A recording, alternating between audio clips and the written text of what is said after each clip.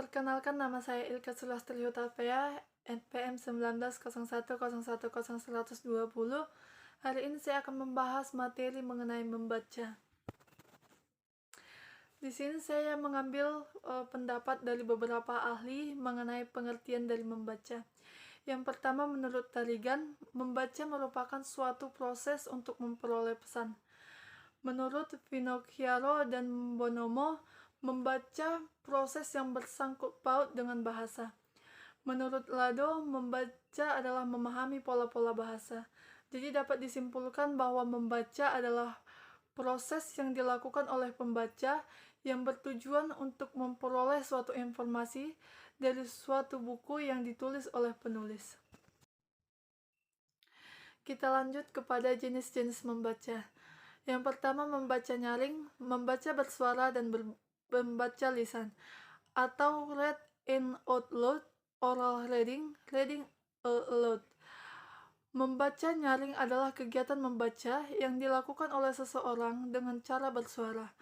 Hal ini dimaksudkan untuk mengetahui cara membaca yang benar, baik itu dari pengucapan kata, kalimat, dan untuk mengetahui penekanan sesuai dengan ujaran pembicaraan yang hidup. Yang kedua, membaca dalam hati. Pada membaca dalam hati, hanya mempergunakan ingatan visual atau visual memory. Dalam hal ini, yang aktif adalah mata pandangan, penglihatan, dan ingatan. Dan juga turut aktif auditory memory atau ingatan pendengaran. Dan ingatan yang bersangkut paut dengan otot kita. Membaca survei. Sebelum mulai membaca, biasanya peneliti terlebih dahulu apa yang akan ditelaah, mensurvei bahan bacaan yang akan dipelajari, yang akan ditelaah dengan jalan yang pertama, memeriksa, meneliti indeks-indeks daftar kata-kata yang terdapat dalam buku. Yang kedua, melihat-lihat, memeriksa, meneliti judul bab yang terdapat dalam buku yang bersangkutan. Dan yang terakhir, memeriksa, meneliti bagan skema, outline buku yang bersangkutan. Membaca sekilas. Membaca sekilas adalah membaca dengan cepat untuk mendapatkan informasi secara cepat. Dan yang terakhir, membaca dangkal. Membaca dangkal pada hakikatnya bertujuan untuk memperoleh pemahaman dangkal yang bersifat lauran yang tidak mendalam dari suatu bahan bacaan. Lanjut ke tahap-tahap membaca. Yang pertama, kegiatan prabaca. Tahapan atau kegiatan prabaca adalah kegiatan pengajaran yang dilakukan sebelum siswa melakukan kegiatan membaca. Gambaran kegiatan prabaca yang dikemukakan COX adalah: yang pertama, menjelaskan gambaran awal bacaan. Yang kedua, petunjuk untuk melawan antisipasi. Yang ketiga, pemetaan semantik atau peta konsep. Yang keempat, menulis sebelum membaca. Dan yang terakhir, drama atau simulasi atau drama kreatif.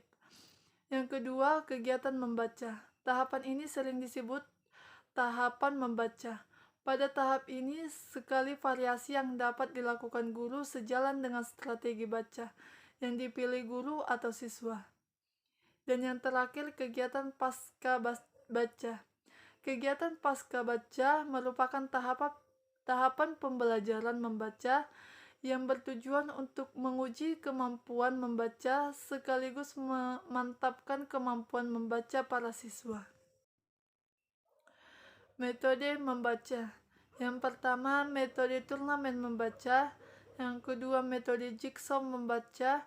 Yang ketiga, metode cooperative interactive reading and composition atau CIRC. Yang keempat, metode scopulate reading. Yang kelima, metode group investigasi. Dan yang terakhir, metode skema kritis. Strategi membaca. Yang pertama, strategi kegiatan membaca langsung atau KML atau DRA atau Direct Reading Activities. Yang kedua, strategi SQ3R atau survei, question, research, review. Yang ketiga, strategi membaca tanya jawab atau MTJ atau request reading question. Yang keempat, strategi membaca dan berpikir secara langsung atau MBL atau DRTA atau Direct Reading Thinking Activities. Yang kelima, strategi penghubungan pertanyaan jawaban atau PPJ atau QAR atau Question Answer Relationship. Dan yang terakhir, strategi pengelompokan dan pemetaan isi bacaan atau PPIB atau GMA atau Group Mapping Activities. Pendekatan membaca, pendekatan komunikatif, pendekatan integratif, pendekatan cara belajar siswa aktif, pendekatan world language, pendekatan belajar kooperatif, pendekatan tujuan, pendekatan struktural, pendekatan kontekstual. Sekian pembahasan saya mengenai materi tentang membaca. Semoga bermanfaat buat teman-teman sekalian. Terima kasih.